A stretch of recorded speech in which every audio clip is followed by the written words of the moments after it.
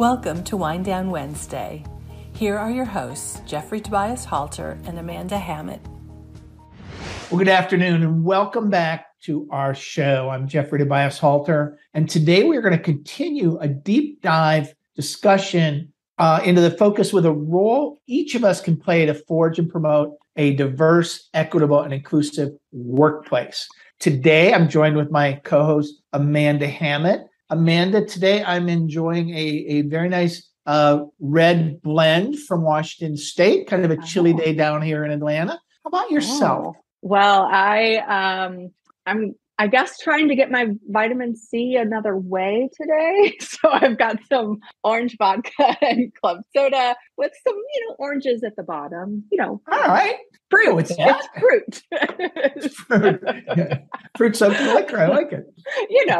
It's same. Anyway, today it is my honor to introduce and welcome Minda Harts back to Wind Down Wednesday. For those of you who have not seen her in her multiple episodes on this show, really go back and check them out. But Minda is a career development speaker, author, and consultant. She is the author of The Memo, Right Within, and her latest book, You Are More Than Magic. Minda is a professor at NYU Wagner. She's a highly sought after speaker and guest on workplace and equity topics. And in fact, in 2020, Minda was named the top voice for equity in the workplace by LinkedIn. Minda, welcome back to Wind Down Wednesday. And what's your beverage of choice today? Yeah, well, thank you for having me back. And I'm trying to fight a little bit of a cold, so a little vodka and soda, does the heart good. So,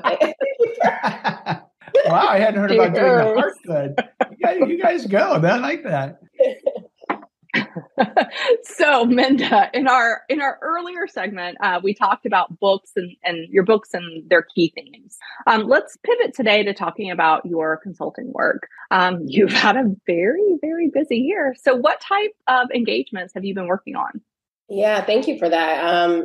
I've been an entrepreneur for I'd say a full-time entrepreneur for about four and a half years. And so it feels better to be able to be on this side of the table where, as you both know, when you finally start to get your groove in there and you find. And I've had the pleasure of, working with some really great companies on workplace audits in terms of salary transparency, making sure that for me and the work that I do, that women of color are making the amount of money that they should be with their counterparts. And then also I do a lot of workshops around self-advocacy in the workplace. How do we make the workplace work for everybody and not just select few? And so it's been a really great time, but companies like Nike and Eli Lilly and Liberty Mutual, and it's just been good to partner with these companies who want to make the workplace better than we found it.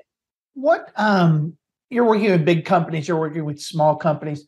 Give me some themes of what you're seeing out there around the work that you do. I'm particularly interested in the whole notion of pay transparency and how critical that is. Can you talk about that for a minute and what you're experiencing? Yeah, thank you for that question. So I think sometimes I think a lot of companies and leaders talk about diversity, equity, inclusion, but it's not always demonstrated in the ways that's most beneficial to the people that they're, employing. And so, for example, I'm really big on talking with our leaders and saying, let's not just go back to normal, let's get to better. So in order to talk about what pay transparency looks like, we need to be doing salary audits so that everyone is transparent about who's making what and where, and how do we give people opportunities to reach parity. And so I think that for me, I'm really big on anchoring everything in trust, because we can't rebuild a better workplace if we're not being transparent, which leads to if your employees trust you or not, right? And I think because we haven't seen what those things look like all the time, I think it kind of scares some leaders to say, ooh, we don't want to pull the covers back too far. But if you want to keep that good talent and you want to attract new talent, then people want to know, let's not play around with money in particular, right? That's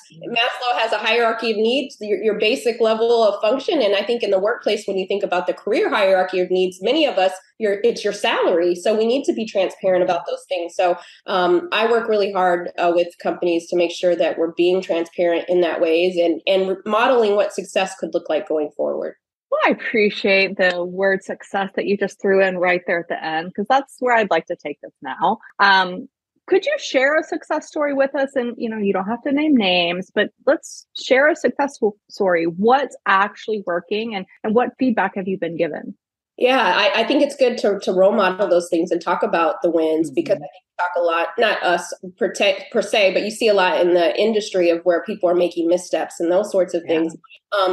I write a lot about pay transparency and those sorts of things. And so one of the things that me and a couple of other authors wrote together was it was somewhat of a white paper, but we talked about how a lot of unpaid labor is happening with women in place. And so what would it look like for ERGs, employee resource groups, to pay their or provide a stipend for that additional work and labor that people are doing? And not to say that it was a direct reflection of some of the work that we did, but we have seen companies like Twitter and LinkedIn start to give stipends to their employee resource groups, leads, as another way just to compensate them, because again, that's not their daily job. That's kind of a volunteer role, but it's a heavy lift. And so I think in the ways in which companies can be equitable, we should. And so I hope that more employee resource groups or business resource groups will look at that as a line item and make sure that we are investing in those groups in the right ways, because those are our next leaders.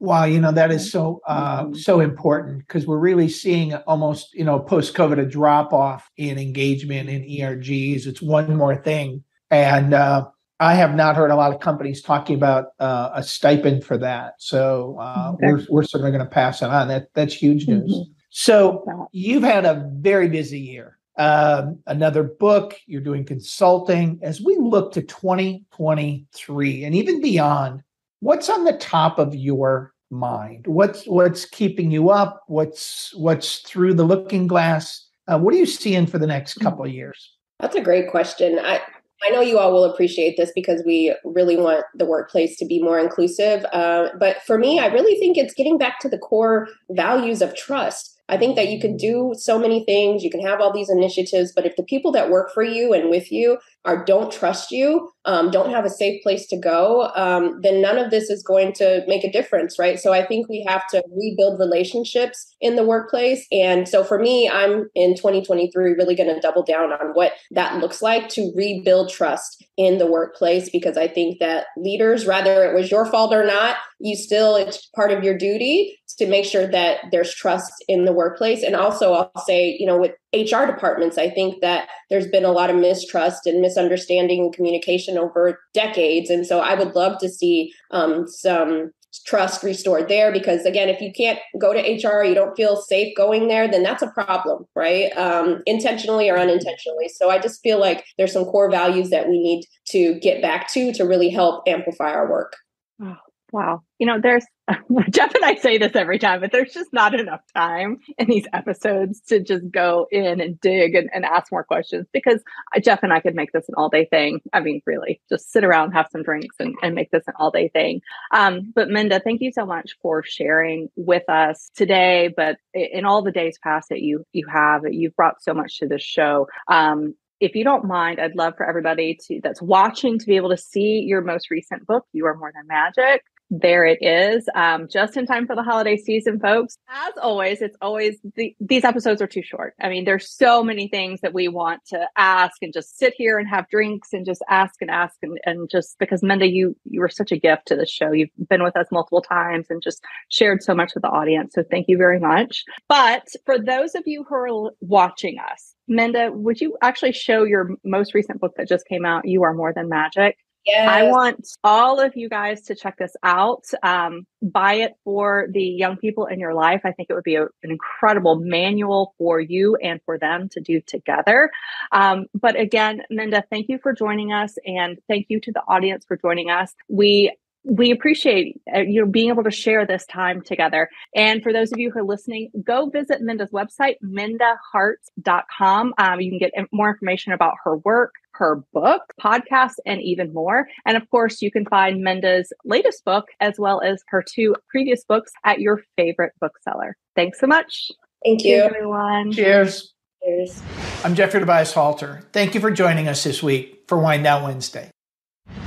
Thank you for joining us for Wind Down Wednesday. If you like this episode, please subscribe to receive more episodes straight to your inbox.